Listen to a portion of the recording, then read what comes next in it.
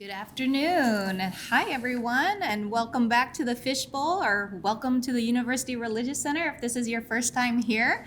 I'm Vanessa Gomez Brake. I'm the Senior Associate Dean of Religious and Spiritual Life here at USC.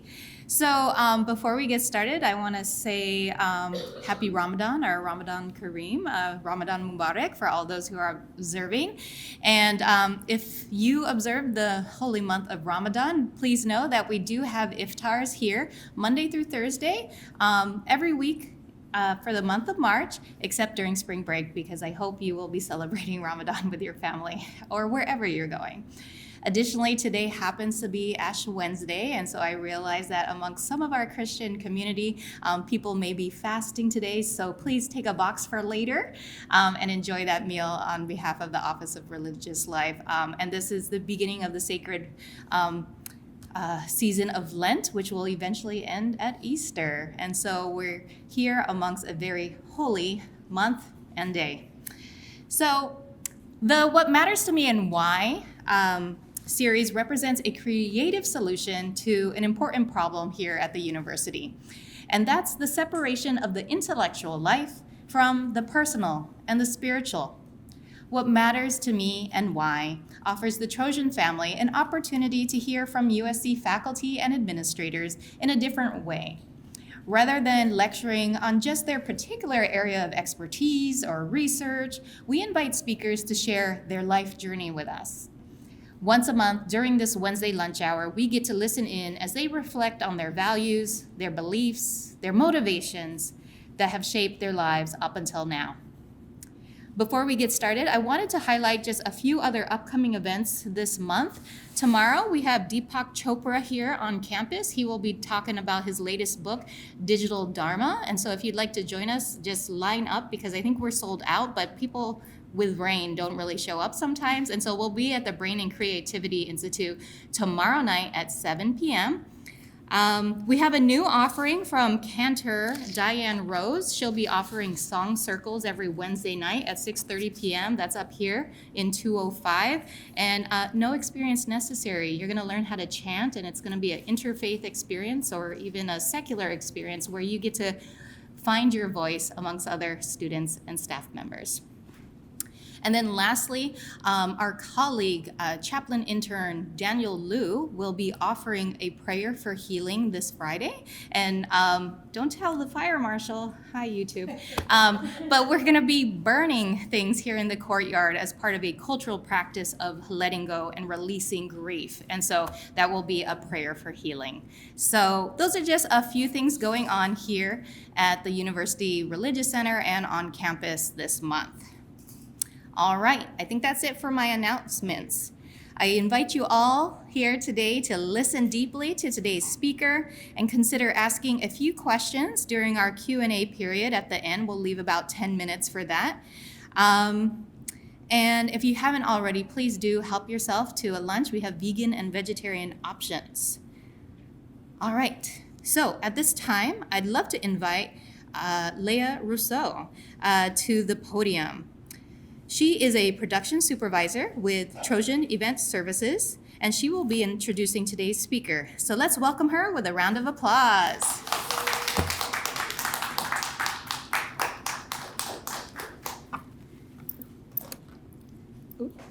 Thank you, Vanessa. And welcome, everyone. Hi, it's nice to see some familiar faces and some new faces. Can you hear me now? It doesn't really stay there if I'm kind of short. So is that better? Okay. Well, I was voluntold to come and talk about today's speaker. I was told by today's speaker that I would be introducing her. And though I still don't know quite what I'm going to say, I can share how I feel about her. So first, I will let you know who she is. Today's speaker is Dr. Julie B. Rousseau, also known as Dr. J. She is the Associate Athletic Director and an Adjunct Professor in Gender and Sexuality Studies. My relation to her is not as Dr. Julie B. Rousseau, not as an AD, not as a professor, not even as Dr. J. I know her as auntie. She is my aunt. She's one of four, and even though I am being recorded, I have been told to say she is my favorite. I don't mind saying it and being recorded because it's actually true. She's more than my aunt. She's also my big sister and one of my very best friends. And I do want to state, I do have good friends. So this is not like she's my only friend. I would have to say that how I would describe her is as it's an inside joke. We drive to work together, and thankfully you don't have to be there for that. But I call her a PG for life, and that is a point guard for life. She played basketball in high school and in college, and she was a point guard. And I don't think that instinct has ever left her, not for one moment. I am the first grandchild of 16, and she is the last child of 5. We are 13 years apart, so we've had a long time together. We know each other well, a little too well, but that point guard feature that she has in her personality, that skill that she's honed, she took it into being my big sister and to being my aunt and being the aunt to 15 other cousins, or in her case, nieces and nephews. She's always pointing the way. And I have to say her track record has been pretty good. It's always been a fairly good way. She was the first person that introduced me to having a personal relationship with Jesus Christ, our Lord and Savior.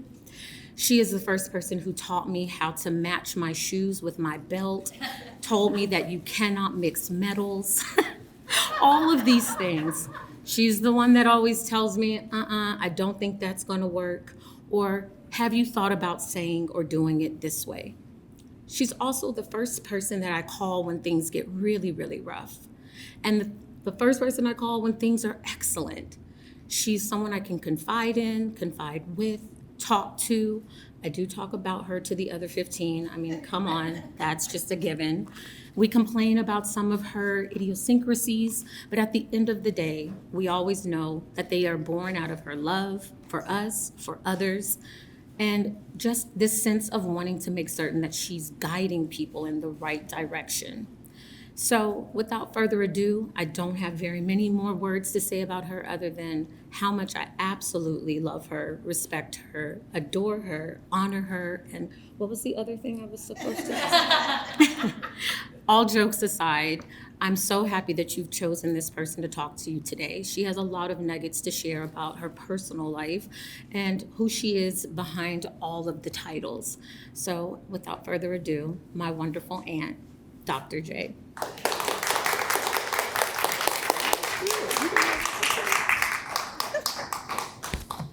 Wow, Good luck. I know. I may just hold this thing. project so you can. Okay, all right. Well, good to see you all here today. Want to thank the Office of Religious and Spiritual Life for hosting this space so that community members from USC can share their personal stories. I think oftentimes, to what Leah was saying, we see the professional aspects of who we are, but we don't know all of who people are. And so thank you for allowing me to be in the space. Vanessa Gomez-Brick, appreciate you and the invitation. I think, I'm not quite sure about that. But what I mean by that is, again, to be personal, to show who you are, it requires that you be vulnerable a little bit. And so hopefully that my story that I need to share will inspire you all in some kind of way, or at least provoke thought. But before I keep going, I want to thank my niece. You followed the script very well, very proud of her. But in all sincerity, she really is, there's a phrase, my ride or die, person. And literally we ride together every day, carpool to work. But she really helps to center me before I get to work. At the end of the day, we get to share our day and some of the challenges that that we may have experienced, but really just to keep encouraging one another. So thank you for your wisdom, your listening ear, and for your advice that you give. So what matters to me the most and why? This has been hard. I don't know if you all have ever gone through this exercise per se of of really trying to figure out what matters to you and why it matters to you. So this has been a bit of a challenge, especially as we navigate life today and what is facing us in this world in terms of the challenges and changes that are taking place in our world. And so I haven't been able to fully quiet my mind in order to take time and figure out what really matters to me. So I simply want to just say, after going through this and mulling over what I wanted to say, the simple and plain answer is God and his love is what matters to me the most. And that in a nutshell, that's it. But it also is his love shown to me through my ancestors and my family, not even during my life, but even before my life began. And he's shown that love to me through, again, the ancestors, my immediate family, and also the work that he's allowed me to do throughout my life, especially in the arena of sport. And so when I began to reflect on what I wanted to share, I thought about Alex Haley, the great African-American author who wrote the book Roots, and going back to your roots and how important that is for you to understand what matters to you and why and how you even got here. And so when I think about that, I begin to look at my identity. And as Leah said, that I'm a professor in gender and sexuality studies, and we talk a lot about identity. I teach a class called Identity Development of the Contemporary Female, where we really do investigate and look at the female student athlete of color and how they navigate through life. But though we do that through the lens of intersectionality theory of all the different complexities of our identity, who we are, overlapping each other simultaneously and helping us navigate through life. But the foundation of my identity goes back to, again, my ancestors, the ones that my parents have taught me about, told me about, their stories. I grew up in a loving household. My father was a pastor, actually a pastor here at McCarty Memorial Christian Church, which is right on the corner of 11th Avenue and Adams Boulevard. And so being here in the LA area, especially near USC has always been a part of kind of what I've known about the colleges or universities in this area. But I believe he was the first true manifestation of the love of God. He lived that way. He was a living example of how he loved us, cared for our family. And my mother, the same, as an educator, a professor emerita from Rousseau School of Education. And the two of them really, again, were able to not only exhibit that love, right, but they also shared those stories that I talked about from our ancestors. And a couple of stories that they shared, and one in particular was about my great-great-grandparents. My great-great-grandfather passed away, and my great-great-grandmother was left to raise 10 children on her own. And when I think about what she must have gone through, the struggles she's gone through, those were those stories that helped me understand that when I too have challenges in life, I can get through those challenges because it's in my DNA. It's a part of my ancestors and what they've gone through. And then to get on the other side and see that my grandparents or my aunts and uncles became the first Black pharmacist or the first librarian. Again, that's getting to the other side, even when we go through such struggles and challenges. And later in life, those stories, as I said, really helped me as I have faced my own challenges. And that helped me get to where I am today. So as Leah alluded to, I am the baby of 5, 2 girls, 2 boys, then me. I broke the tie. And because my brothers were closest in age to me, I hung out with them the most. And so they, like many boys do, not all boys do, played a lot of sports. And I played sports along with them. Everywhere they went, I went. I played and tried everything. They called me a tomboy, and I was like, I'm good with it, because anytime I challenged the other boys, I would beat them, and I'm like, yep, that's who I am, okay? That's good. But really, it was this one instance that helped me understand my identity and the people that I had behind me. So I played on an all-boys baseball team. They called me JR. Those are my initials. Had a big fro. And my teammates and my coaches obviously knew I was a girl, but the opponents did not. And so I wanted to play. I was good at it. And so I was able to play for a season. But the following year, my father said, Julie can't play unless she is Julie, and that everybody knows she's Julie. And that was a moment where, again, when I think back to how I got through life when there were challenges, that fueled me, that inspired me to know that my family had my back, my father, my mother, and that I could really do anything. I could break barriers. And I needed those moments, especially that one, when I went through some of the struggles that life will present to us all. There's 3 indelible moments that I recall that I used that story, that instance, to help fuel me through. So I've had a lot of firing. I've been fired, through my life. I don't know, has anybody ever been fired in their life? It is not a good feeling, right? But as a coach, in the coaching profession, which, that was my other kind of career that I did for over 25 years. They said you don't really coach unless you've been fired at least once, right? So I've coached.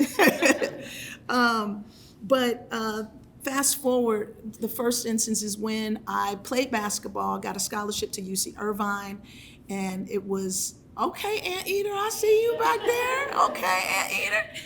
I'm just trying to still understand, is Anteater, is that really fierce? I mean, I'm not quite sure. Yeah, I'm an Anteater. Okay, you got it, yeah, all right, okay. But I went to Irvine, and it was a really tough experience for me, being away from home for the first time, but I ended up mid-season wanting to leave. And this is when you got a 4-year scholarship, and that means you had to stay 4 years.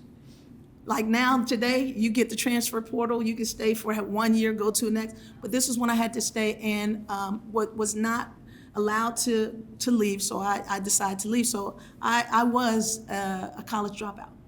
And I say that because that's truly what I was. So I dropped out of college for about a year, trying to figure out, what I was gonna do. Couldn't play anymore. And I had the opportunity to go and coach at one of our local high schools here, Washington Preparatory High School in LA. And I began coaching the boys and girls freshman, sophomore team, as well as the assistant for the girls varsity team, which eventually moved me to the head coach for the varsity team. And so I was able to do that, but it was only through kind of going through that tough time of trying to figure out who I was again, after leaving college, being a college dropout, that I then rediscovered a new kind of identity and purpose for my life, which was to be a coach. And so I coached at Washington Prep High School. Then I became the interim assistant coach, and then interim head coach, then head coach for the Los Angeles Sparks. I was then fired from Los Angeles Sparks. That was my first firing. And I was like, once again, okay, what am I gonna do now, right?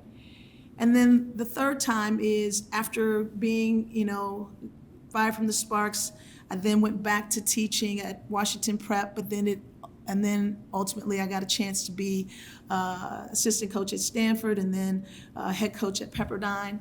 And then after Pepperdine, my contract wasn't renewed, and then I said, well, now what? So again, one of those challenges of life. And when you're going through those challenges, those stories and the experiences you've had in the past either tell you, okay, you're either gonna sink or swim, right? My ancestors and what they went through, the stories that my parents shared with me, and then also, just being able to rely on my family and their strength really is what helped get me through those tough times when, there was loss and you lose your way, or you're not quite sure or clear about what happens. Although these experiences are challenging, I do think that it reminds us, again, to ask the question of what matters to me the most and why?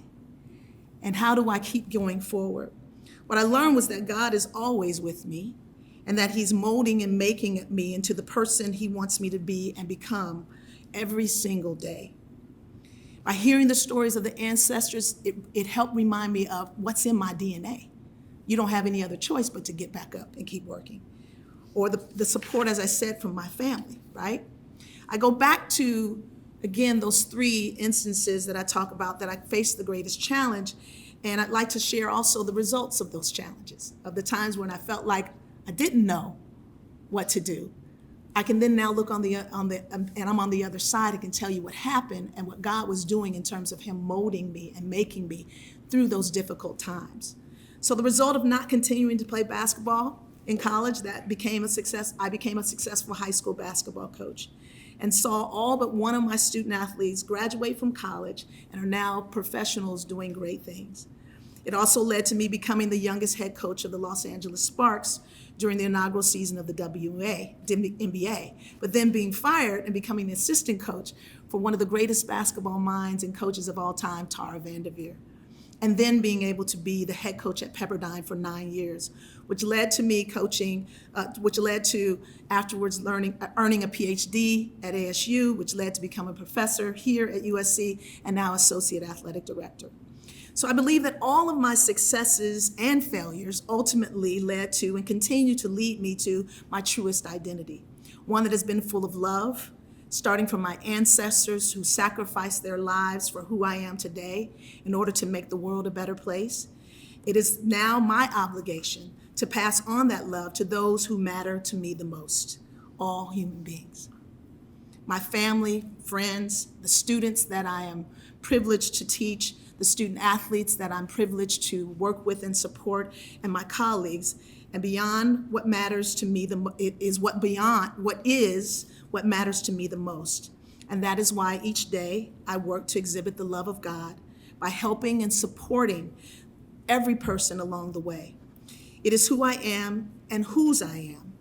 Every person that I meet, and I truly do mean this, is what matters to me the most, and why I work on their behalf. My parents always used to say, treat people with respect and love them no matter who they are, their status in life, because you never know if you're entertaining angels. And so each and every day, in the roles and positions that I've been able to be in, I've been assigned to, that's what matters to me the most. All right.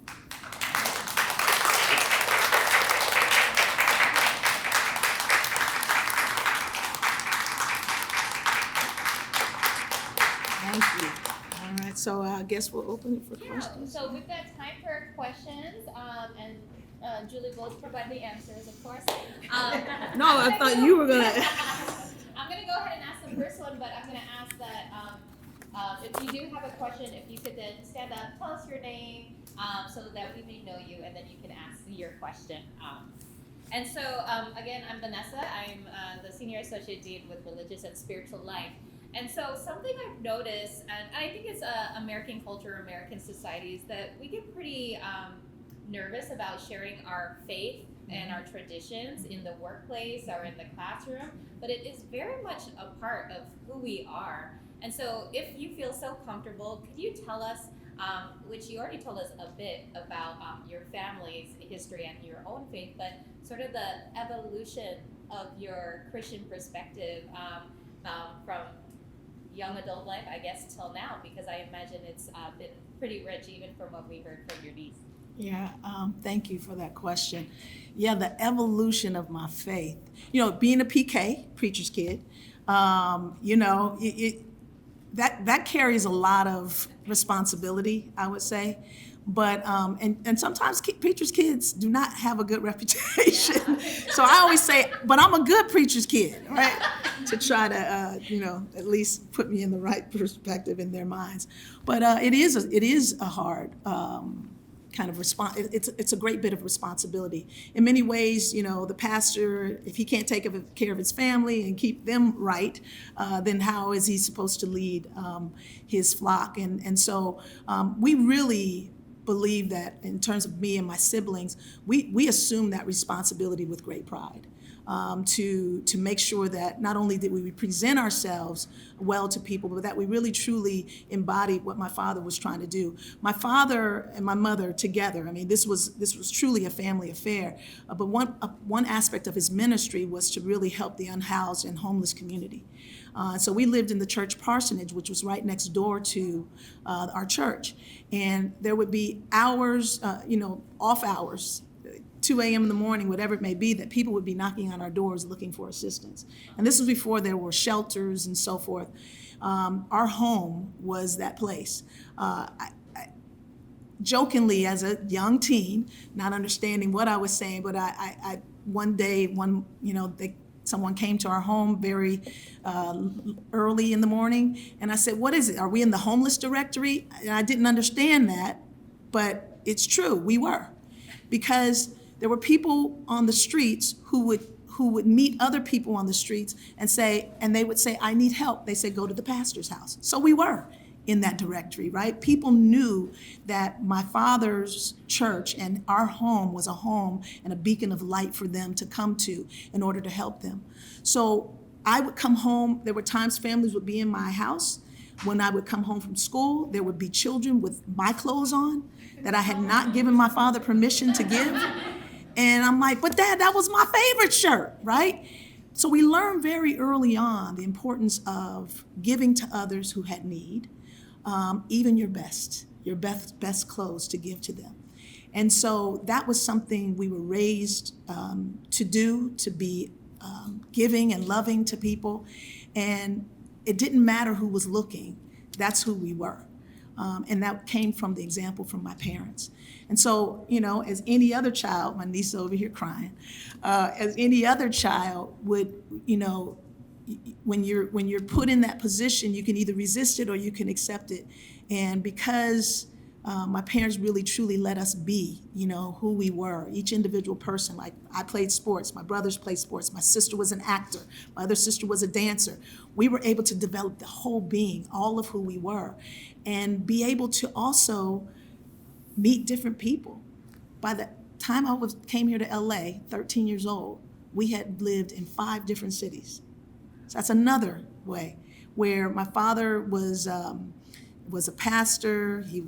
I was born in Winston-Salem, North Carolina, when he was teaching at seminary school. My mother was going back to school. She was the second Black African-American person to graduate from Wake Forest as a distinguished alum. So all these things were happening. We were meeting new people from, Winston-Salem to Kokomo, Indiana, to Washington, D.C., to Cincinnati, and now here in L.A. And all that really did shape how we interact with people and love people in all circumstances. Now, I won't say that I'm a saint, because I'm not, because there were times where I'm like, I don't want this life anymore. But what I ultimately came back to was what the scripture says: if you train up a child in the way that they should go, they will never depart from it. And I believe that all of us go through, like what the prodigal son did. Well, let me see what's out there. But ultimately, we come back to our Father. And a lot of that is because of the home and the love and the care that my parents gave us, but also the responsibility to be good people. My mother says, she quotes this scripture to us all the time, trust in the Lord and do good. And that's what I think we've tried to do. Any other questions? Yeah, go for it.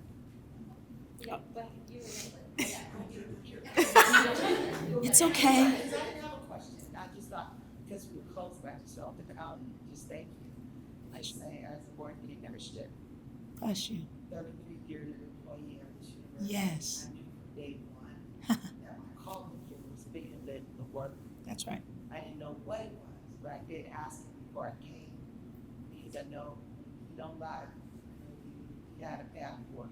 Amen. But what I want to say is, I want to thank you, because as a colleague, as a friend, from the time I met you, I knew there was something in you that I knew you did in the spirit. Bless you. Bless you. I just didn't know, and in this environment, you kind of have to be here and be cautious about. I know how to speak out, and I know how Right. to share Yeah. what you Yeah. what Rouse has done for me, but we're at testimony. Bless you. I want to say that because we did it without even Mhm. you how you're doing it. Yeah. Bless you. Thank you. Thank you. Appreciate it. I'm gonna respond to that only with one of my dearest coaching colleagues. He's a man of faith. And he says, I try to live my life in a way that hopefully I admit the love of Christ. But if you ask me, I'm in a situation like we work here, and I won't say it explicitly, but if you ask me, I'm gonna tell you. I'm gonna tell you. And so, but thank you for sharing that. Glenn, you had something you wanted? Julie, thanks so much for sharing. I'm Glenn Osaki. I work here at the University in communication or Saturdays at and I've been here about 6 years and most of that time. Yeah. I just wanted to, first of all, thank you for sharing about your background. I can definitely see how these things that happened in your life have really molded you, shaped you, and created you as someone with that light shining through. Bless you. And like you're such an inspiration. And I think the fruits of that is like pretty much every student or person that I speak to that knows you has a wonderful story about how you've impacted their lives in a very positive way. And I mean, even from the most obscure, like Julie and I talked about this situation with, I forgot to with some students from China, and she has a story to tell about this Chinese WNBA player and how special and what a connection she had. And I mean, when Ricky Reiner, I may have a story to tell about your experience with her. Pretty much everybody who's had a chance to interact with you has really benefited from all that you are, and I consider myself one of those as well. Now, I wondered if you could share any story with a student or a player that you felt that you knew you had poured into this person, but anything that you in particular got back from that person. Because I think it's just so rich that what you have to share. That's what we need to share one or two stories. Wow. Thank you, Glenn, for that. Wow, there's a lot. There really are a lot of students that, you pour into. I'll think of one. There's one right now that I think, there's probably two that resonate with me. But when I was coaching in particular, So I've been blessed to coach women's basketball. I love coaching. You all have no idea that point guard, title is. I definitely resemble that. Love that. But there's two players right now that come to mind, and one was when I was coaching at Stanford University, and she knows the story. So Nicole Powell, and she was one of All-American, right? One of the best players to play the game. And she was having a difficult time. And I remember there was a day where she just, in practice, didn't say a word. You could tell that things were heavy on her. Life was definitely difficult. And she was just shooting the ball after practice. Nobody else was there. I was about to leave, and I saw her just shooting the ball. And I just went and started rebounding the ball, passing it back to her, rebounding the ball, passing it back to her. And that lasted for an hour. And we did not say one word to each other. Not one word. But she knew I was there. But more importantly, she trusted me because she was not trusting anyone. And to this day, even today, she and I have a great relationship, and we recall that time because it was pivotal for her, but also pivotal for me to know that sometimes you don't even have to say a word. Just be there. Just be there. And, oftentimes in our profession as coaches or whatever we do, we think we just got to tell somebody. Presence really can be powerful. And the other occasion is a young woman who, I'm telling you, this kid, she was a point guard. She was one of my best point guards and would not talk. And I'm like, you can't be a point guard and not talk. You've got to, tell the team what they need to do. And she would always tell me, I do it my way. I'm like, yeah, but I need to know what you're doing. I need you to say something. So she wouldn't speak a lot, but she was, incredible athlete, great defender. And she did do it her way. But as much as she and I thought about her talking to her team and rallying them and telling them what they need to do, I kept pouring that into her. Today, she lives in Seattle. Her name is Nakia Isabel. She is a coach, and she does spoken word. I'm like, what? What? Are you kidding me? So she says to me, she jokingly says to me, I was storing it up, Coach. You were telling me everything I need to do. I was storing it up. And she's one of the most prominent spoken word people that there are out there. She's doing some amazing things with the city there and the students there. But again, so as much as kind of going back to what you were saying, as much as we think we're pouring into others, they're really pouring into us. They're pouring into us every day when they show up and they trust you and they want to hear what you have to say. It helps you show up in a different way to be prepared for what it is that you need to do in order to help, to listen, and just be there. And so those are the two that, kind of speak to me. Oh, boy. Okay. Easy. Leah Rousseau, first niece. Who is your favorite niece? Oh, wow. All right, this is being recorded, but you can edit. No, just kidding. No, you are, absolutely. First, Leah and I are 13 years apart, and I remember when she first came home, I took on and assumed the auntie role immediately. Times she would cry. I don't know if I really did like changing your diapers, but other than that, but no, really, it really showed me, because I've never married or had any kids, but my nieces and nephews are my life. I mean, they truly are, because I see it as, it's my responsibility to make sure that they have what they need in order to keep our family and our heritage and so forth going. And so we do have a special bond. You're like my little sister. I know I get on your nerves, you get on my mind, but she was really the first time I understood love outside of myself and my family and my siblings and parents. That it could extend, sometimes it's like, I was speaking to a colleague and they're having their second child, and their first child, he's just an amazing kid. And she's like, I'm worried. I don't know how much love I'm gonna have for my second child. I said, it'll be different, but she was different, but you'll still have love for them, and it'll be very similar love. So I then know what it means to pass on the love, like my parents, like ancestors passed on to my parents, and now I pass on to my nieces and nephews. And so, yeah, you might be one of the favorites. I said one, just to keep myself. Needed it on tape, y'all. Yeah. Very petty like that. So I'm going to throw this to the back. Cynthia Brass. I'm here at USC for 32 years. Come on now. But Julie and I went to high school together. That's right. Dorsey. Yeah. Dorsey High School, Dorsey Downs. So on the court, when she was playing, I like to take stats back then too. I was doing stats for the men's basketball or the boys. There you go. You're right. I was doing stats for them, but I was going to both games. And so when I came here, and then eventually I ran into her. I was like, Julie!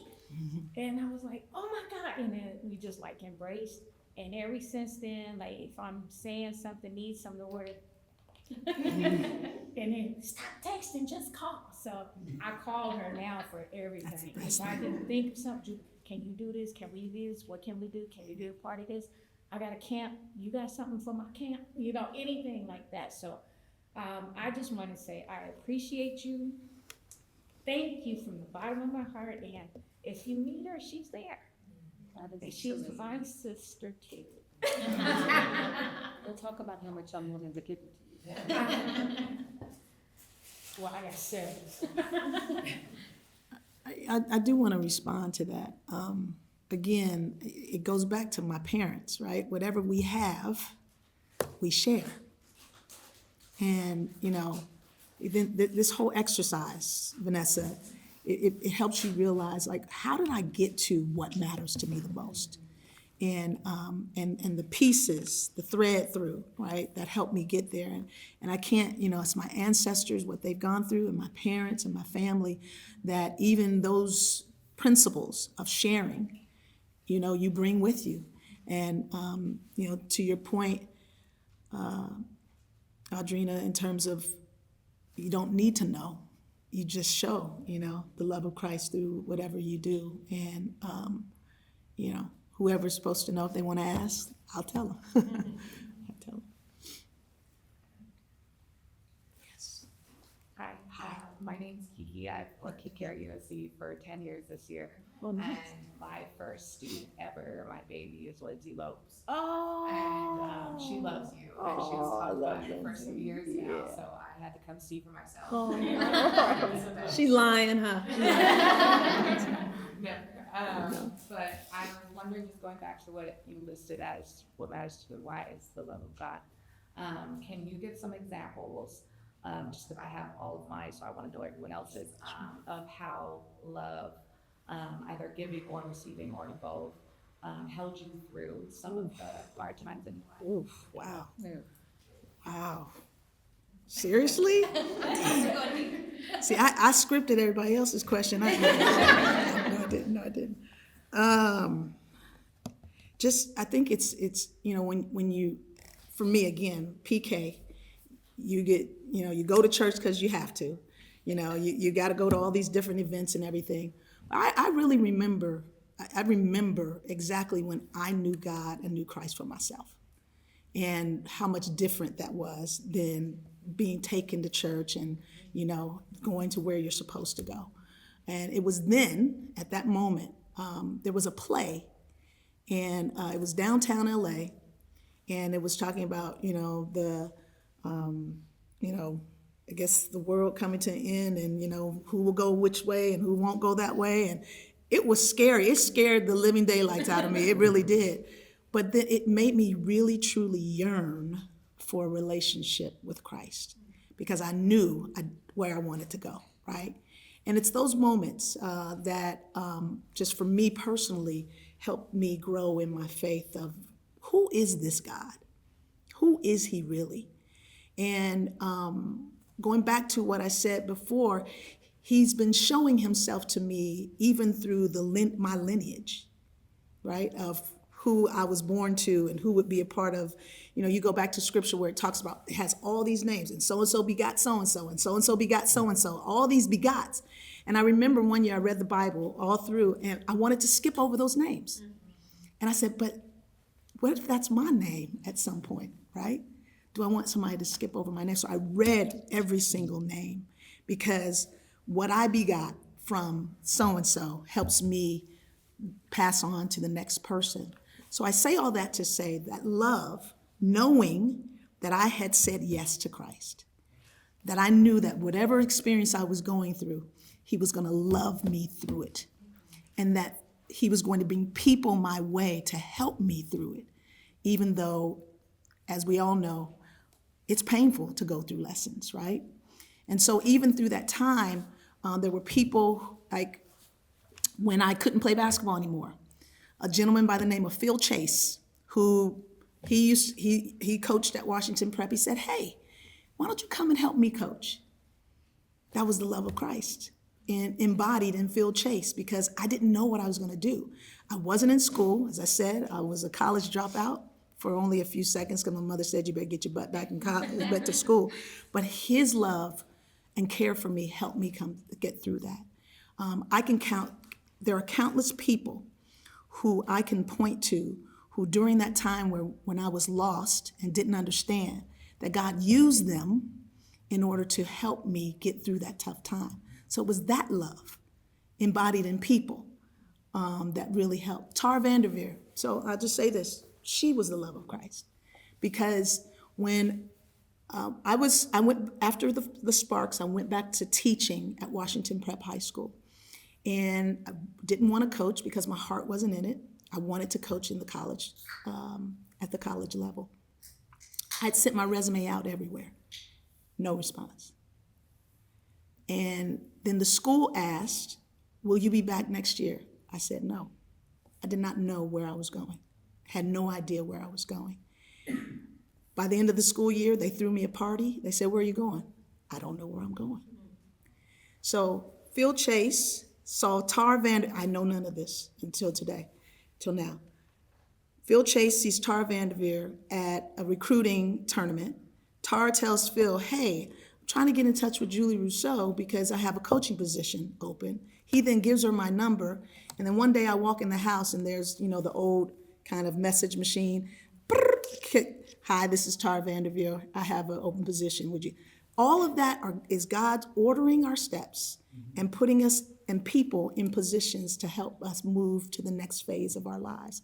So to me, even the challenges are the love of God molding us and shaping us and moving us to where we want to be, and then using people to help us along the way. So hopefully that answers it.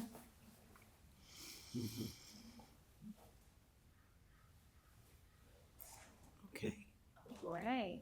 Well, something you shared earlier made me think. Dean Sony currently, he's teaching a class called Game of Life at the Marshall School with Pete Carroll. Yes, yes. Raiders coach, in case you didn't know. Yeah, As yeah. USC coach. I know. But something you said in regards to just how important all these steps along the way, they're lessons in love and challenges and so forth. And so some of the homework, one of the students was telling me from this Game of Life class, he's like, Dean Stoney gives the easiest homework. I'm like, well, what did he assign you? He's like, well, what's my life's purpose? I was like, oh, that's an easy question. And it was similar questions to this.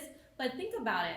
In college, we're all trying to get all this information and become experts in a certain field. And sometimes it's to the neglect of ourselves. That's right. And so in the Marshall Business School, they are telling students, you need to find that purpose. Right? Yeah. Your purpose-driven Yes. life, right? Yeah. Oh, absolutely. Right? And so some of what you were sharing today absolutely sort of resonated with me, as well as what I know those students are going through this semester. So thank you all for being here today. And on behalf of the Office of Religious and Spiritual Life, I want to thank Dr. J, as she goes by, for being here with us. And we got you a little gift so you can continue to document what matters to you Thank you. why. Yes. And let's give it up for Dr. J. Thank you.